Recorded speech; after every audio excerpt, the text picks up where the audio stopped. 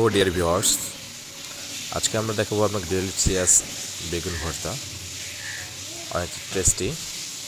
তো এটা বলার অপেক্ষা রাখে না যারা হচ্ছে ফুড লাভার, তাদের কাছে বেগুন ভর্তা, বিশেষত আগুনে পুড়িয়ে যে বেগুন ভর্তাটা করা হয় তার যে টেস্ট ইয়াম্মি, এটা আসলে ভাষা প্রকাশ করা সম্ভব না। It is true delicious.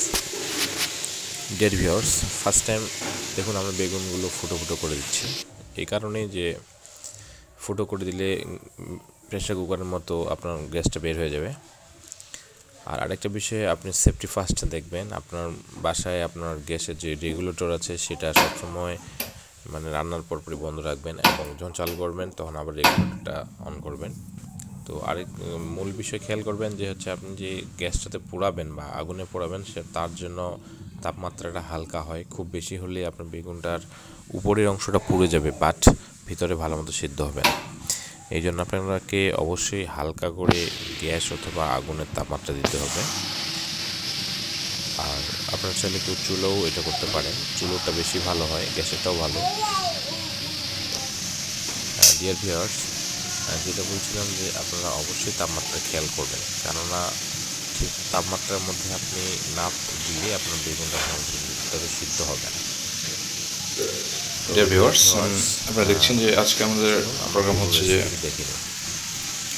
আমরা বেগুনকে পুড়িয়ে ভর্তা করব।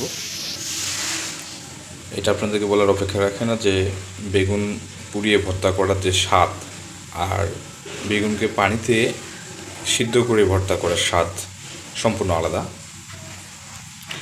এটা আমি জানি, ফুড লাভারদেরকে এটা বাড়তি করে বলার কিছু নেই, এটা আপনারা সবাই জানেন। তো আজকে আমরা করব যে একটা কাটারিয়া বেগুন, আমাদের দিকে দিনাজপুর অঞ্চলে কাটারিয়া বলে। কাটারিয়া মিনস হচ্ছে আপনার এই যে বেগুনের যে গায়ে চারপাশে কিন্তু কাটা আছে, দেখতে পাচ্ছেন, আমি আপনাদের ইঙ্গিত করে দেখাচ্ছি, এই কাটাগুলো আছে। এটা আমাদের এলাকায় লোকাল এবং দেশি বলা হয়ে থাকে, এই কাটারিয়া বেগুন বলা হয়ে থাকে। এই বেগুনটা বাজারে অন্যান্য বেগুনের চেয়ে সবসময় প্রায় 20 থেকে 15 টাকা বা 25 টাকা কেজি প্রতি বেশি হয়। সো ডিয়ার ভিউয়ার্স, আজকে বুঝতে পারছেন কি একটা সুস্বাদু মজাদার রেসিপি হতে চলছে। যেহেতু আমরা শহরে থাকি আর শহরে কোনো প্রকার মাটির চুলো বা উনুন নেই, সো এক্ষেত্রে আমাদেরকে একমাত্র অবলম্বন গ্যাসেই মনে করা হচ্ছে, এবং আমরা এখানেই হচ্ছে আমরা বেগুনগুলিকে পুড়ব। তো আপনার সাথে থাকবেন।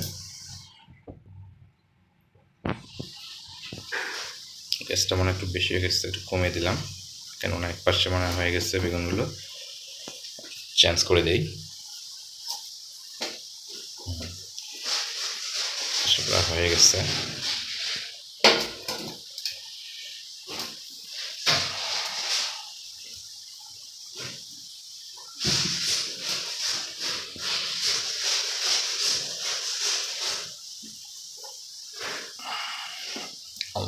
দুইখান দিলে বেশি ভালো হবে।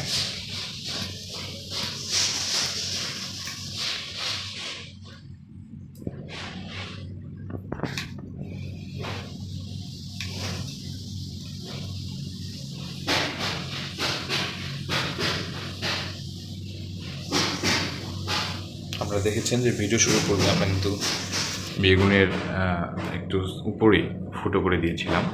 তার সুবিধার হলো এটাই, দেখুন বেগুনের সেই ফুটো থেকে কিন্তু এখন অলরেডি আপনার গ্যাস বের হওয়া শুরু হয়ে গেছে, ধোয়া বের হচ্ছে, দেখতে পাচ্ছেন, রাইস কুকারের মতো। এটার জন্য এটা হয়েছে যে ভিতরে যে সিদ্ধ হলে যে একটা ভাপা বা গরম অংশ বের হয়, সেটা কিন্তু ফুটো দিয়ে বের হবে, এর জন্য দেওয়া। পাঁচশোটা হয়ে গেছে, সো আমরা একটু হিটটা কমাই দেবো, দিয়ে এটা অন্য পাশে সিদ্ধ হওয়ার ব্যবস্থা করবো।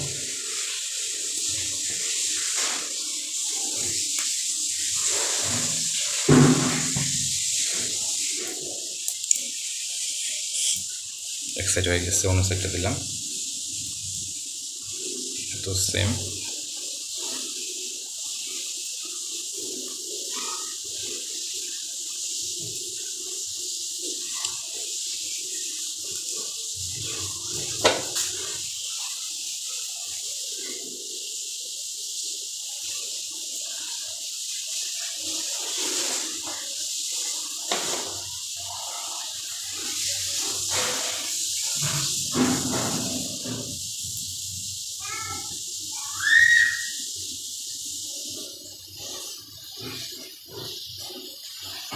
এটা অনেক ছোট, এই জন্য খুব দ্রুত সিদ্ধ হয়ে গেছে।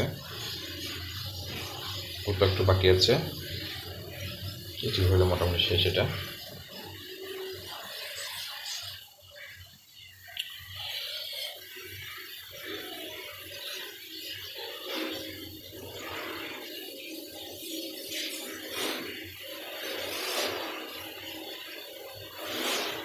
আরেকটা বিষয়, আপনারা অবশ্যই হিটটা খুব বেশি দেবেন না, কেননা বেশি পরিমাণে হিট দিলে আপনার শুধু দেখবেন যে উপরের যে অংশগুলো সেগুলো হচ্ছে আপনার উপরের মানে অর্থাৎ বেগুনের উপরের আবরণটা ফুরে গেছে, বাট ভিতরে সিদ্ধ হয়নি। সো এখানে একটু টাইম নেবেন,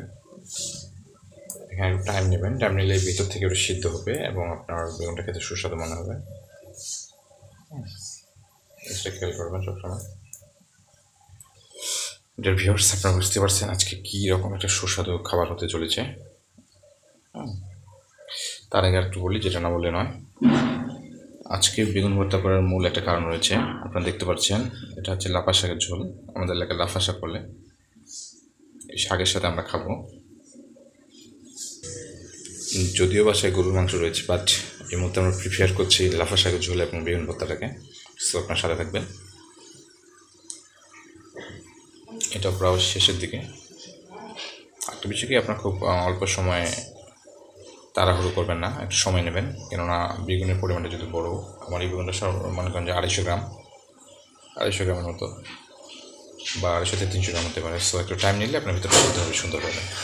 এটা গুরুত্বপূর্ণ বিষয়। আর আমরা যেহেতু খাবো, সুস্বাদুভাবেই খাবো, একটু সময় লাগবে, তাড়াহুড়ো করার কোনো কারণ নেই।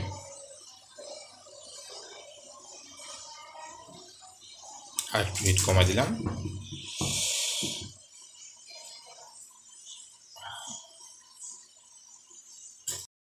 ভিউয়ার্স, যেটা বলছিলাম যে এই যে আমাদের পোড়া বেগুন থেকে বেগুনের উপরের যে অংশগুলো ছিল পোড়া ভাব, সেগুলো কিন্তু আমরা পুরো মানে আলাদা করে নিয়েছি। কেননা সেটা যদি আপনি বেগুনের ভর্তার সাথে দেন, কাল খেতে আপনার তিতা লাগবে, একটা তিতে ভাব আসবে। সো আপনি অবশ্যই সেটা সুন্দরভাবে মানে আলাদা করে নেবেন। হ্যাঁ, দেখুন আমরা কিন্তু আলাদা করে নিয়েছি। এখন শুধুমাত্র বেগুনটা রয়েছে, কি সুন্দর সিদ্ধ হয়েছে। হ্যাঁ, এই যে সুন্দর হয়েছে। আপনারা অবশ্যই সবাই সুন্দরভাবে এই বেগুনগুলোকে এইভাবে আলাদা করে নেবেন পুরো অংশগুলো থেকে। এরপরে আপনি কোনো গ্লাস বা হাত দিয়ে চাইলে আপনি হচ্ছে সুন্দরভাবে সেটা মানে ভর্তা করতে পারেন। এই পর্যায়ে আমাদের মরিচ অলরেডি ভাজা হয়ে গেছে। আর বেগুন ভর্তাতে অবশ্যই শুকনো মরিচ মানে খেতে ভালো লাগবে। সো এই জিনিসটা খেয়াল করবেন। কী সুন্দর মচমচে শুকনো মরিচ। এই শুকনো মরিচ দিয়ে আমরা রেসিপিটা তৈরি করবো। আমরা মরিচের পরিমাণ বেশি দিচ্ছি, যেহেতু 2টা বেগুন এবং আমাদের দুজনে খুব পছন্দ। তো জিনিসটা খেয়াল করবেন সবাই। বেগুন ভর্তার জন্য মরিচ প্রথমে পেঁচকাই নিতে হবে, নয়তো মরিচগুলো ড্যাম হয়ে পরে পেঁচকানো যাবে না। আর এরপর যেটা বলছিল যে মরিচগুলোর সাথে সাথে গরম অবস্থা আপনারা যদি ভর্তা করে নেন তাহলে খুব ভালো, নাহলে পরবর্তীতে সে ড্যাম হয়ে গেলে কিন্তু আপনারা সেটি মানে মরিচগুলো ভর্তা করতে কষ্ট হবে। আমাদের বেগুন ভর্তার জন্য মরিচ পেস্ট রেডি। এটা হলো হলো বেগুন। এখন শুধু সবগুলো এখানে করে মিক্সচার করে সিদ্ধ করবো।